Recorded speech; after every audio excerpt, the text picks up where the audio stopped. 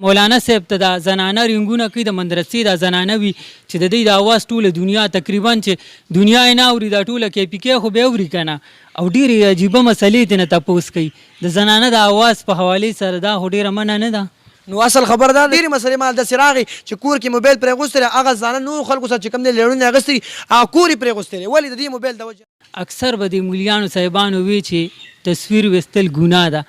تاسو لګیا یې تصویران څه چې ویډیوګانې جوړوي مولیان لګیا دي پوسټرو کې غټ غټ تصویران په دیوالونو لګولي دي نو اوس خدا نه وایي چې تصویر ګناه ده.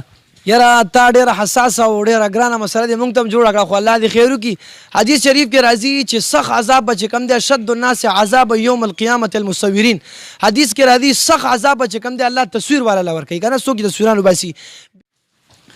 السلام علیکم ګرانو کتونکو جعفرشاه درویش یم راغلی یم پیښور ته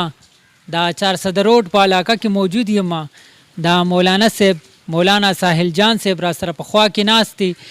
د دې مسلې به تاسو اورېدلي د دې خپل یو پیج دی او ډېرې پیچیده مسلې دی هغه خلکو ته را وړاندې کوي داسې مسلې چې هغه اکثر موږ د زنانو او د ماشومانو په وړاندې نشو اورېدی. نو رالم دوی سره په دې حوالې خبرې کوم چې وجه څه ده چې تاسو داسې قسمه خبرې داسې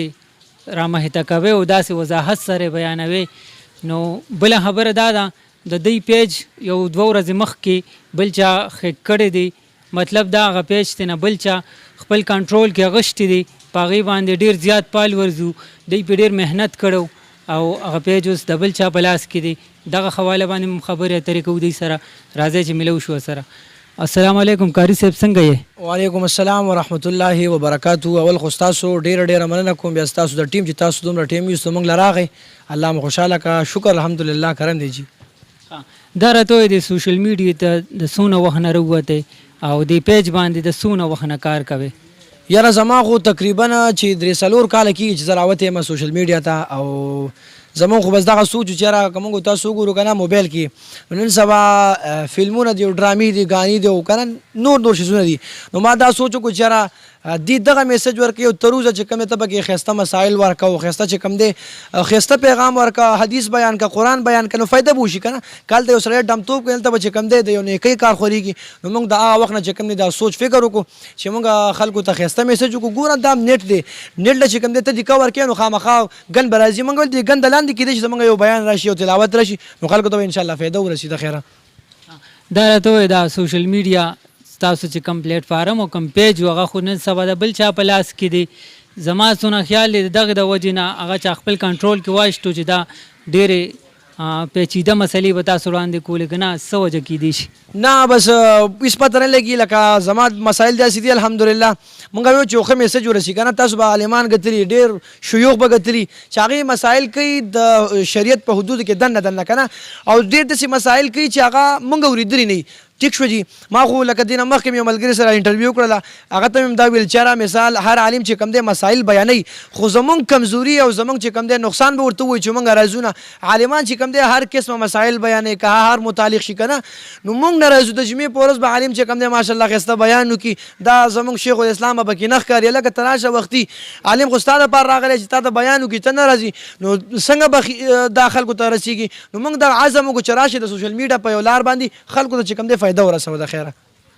کوم سړي چې دا پیج کنټرول کې اغوښتی دی ستاسو هغه دومره محنت هغه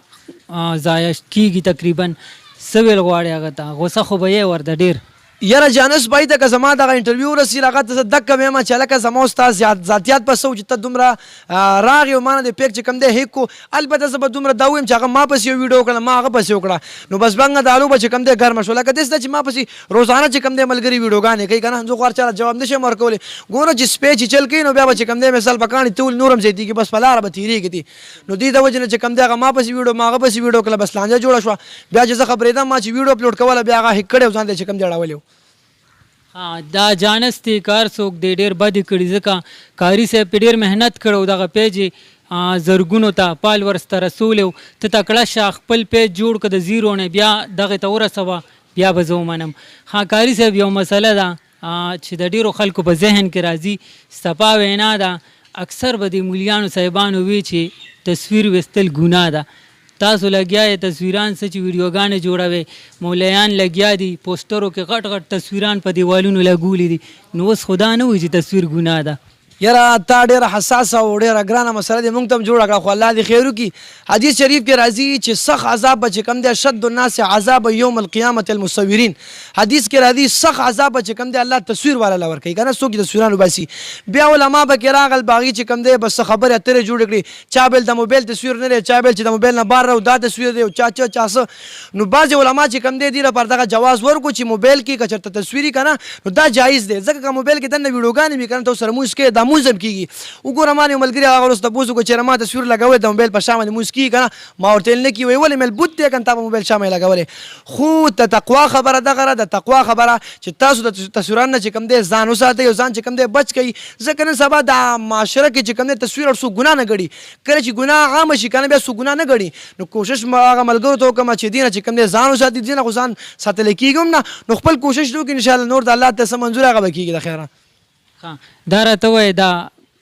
غلا د بجلی چې څوک استعمالوي ارامې اوبه استعمالوي بیل نه داخلوي په دغې حوالې سره نو زمونږ علما کرام دغه مسائل ذکر کوي که چېرته سړی د غلا بجلی استعمالوي یا د غلا چې کوم دی په دغه اوبو باندې راوباسي غسل کوي کانه پینا کوي دا د دې لپاره جایز دی خو دا کار یې ټیک نه دی ګوره که خوراک یې وکړو جایز دی که مونځ یې وکړو جایز دی که اودس یې وکړو جایز دی که غسل یې وکړو جایز دی خو دې عمل ته به چې کوم دی موږ جایز نه شو ویل ځکه دا د یو مسلمان بجلی نه ده تمام دنیا چې کوم دی بجلی نه ته چا نه 1 روپۍ پټه کړې خو ته به هغه ته وایي چې وروره دا روپۍ مې نه پټه کړې ته راته معافي وکړه اوس دا بجلی داسې ده چې دا ټولو مسلمانانو ده دا خو به ته ټول مسلمان نه چې کوم دی حق غواړي یو به ته چې معاف کوم بل به نه معاف کوم نو دا چې کوم دی آخرت ته تا ځان سره ښه ګناه یوړله نو کوشش کوو چې څوک چې د بجلۍ په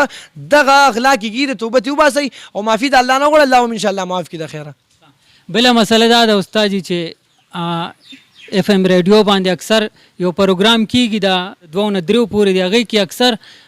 مولانا صاحب ته د زنانه رنګونه کوي د مدرسې د زنانه وي چې د دوی د اواز ټوله دنیا تقریبا چې دنیا یې نه اوري دا ټوله KPK خو بیا اوري که نه او ډېرې عجیبه مسلې ترې نه تپوس کوي د زنانه د اواز په حوالې سره دا خو ډېره منع نه ده نو اصل خبر دا د شریعت مسله دا ده چې علما کرام وایي که چېرته ضرورت راغی که نه ضرورت نو د ضرورت په بنا باندې زنانه د یو سړي یو عالم نه چې کوم دی تپوس کولی شي ټیک شو جي زه به تاسو لنډه خبره وکړم حدیث کې راځي صحابو ته به چې کله څه مسله راغه هغه به چې کوم دی ودرېدل پکې عایشه رضی الله تعالی عنها زموږ استاد مور د نبي علیه السلام بیبي وه هغه له به راغل پرده به یې لګولې وه هغه مسله به عایشې حل کوله نو علما دغه دلیل نیسي په دې خبره باندې که چېرته یو مسله یو سړی یو زنانه زده کوي د عالم نه نو په شریعت حدودو کې دننه دویم مسله پکې دا غره چې کله زنانه خبرې کوي داسې نازکې به نه کوي چې هلو سی صاحب دا به نه کوي سړي زړه ته چې کوم دی الله وایي پیغمبر ته پیغمبر دې بیبیانو ته دې ووایي چې کله خبرې کوي مسلمانانو سره نو نرمې نرمې نه کوي ځکه چې هغې زړه کې به بیماري وي دغه بیماري به دې زړه ته کوشي نور هم کیسه جوړه شي